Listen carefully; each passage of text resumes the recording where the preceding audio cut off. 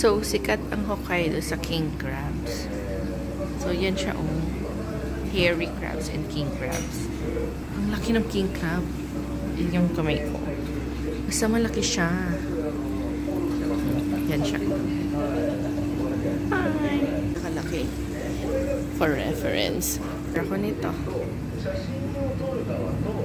So, here it is. Crabs. O, ganyan lang siya. Kasing laki lang ng palad ko. Maliit lang. Pero madami. Tapos may soup. Crab soup din daw yan. And side dish. Yeah. I paid 1,900 yen. Kain tayo. Kain tayo.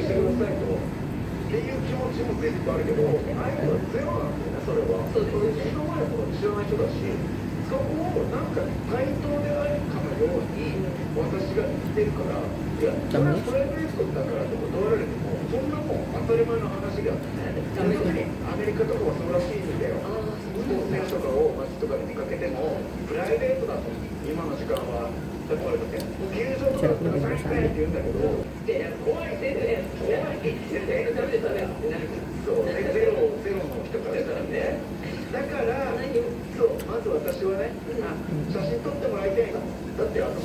Sarap.